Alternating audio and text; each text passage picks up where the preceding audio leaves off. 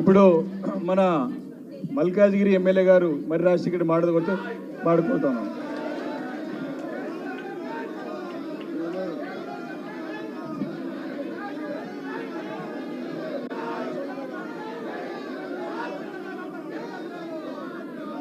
జై తెలంగాణ, జై తెలంగాణ, జై కేసీఆర్, జై కేటీఆర్.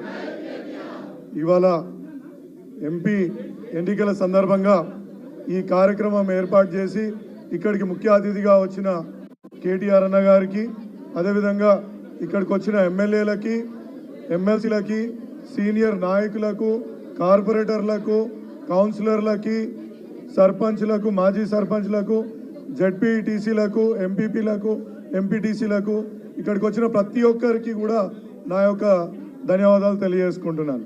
అదేవిధంగా ఇవాళ మనం చూస్తున్నాం, ఇవాళ అధికారంలో లేదని చాలామంది మాట్లాడుతున్నారు.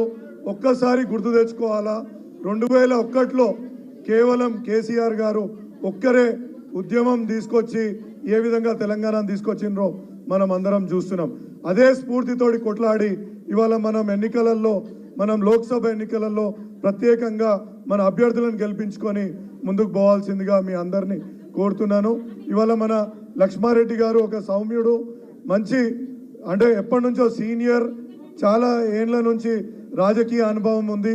ఏ విధంగా డెవలప్ చేయాలనో ఆయన పూర్తి ప్రణాళికలతోటి ముందుకెళ్తున్నాడు. కాబట్టి ఆయనను మనం పూర్తిగా మద్దతు ఇచ్చి గెలిపించాల్సిందిగా ఈ సందర్భంగా కోరుతూ ఈ అవకాశం ఇచ్చిన ప్రతి ఒక్కరికి ధన్యవాదాలు తెలియజేసుకుంటున్నాను.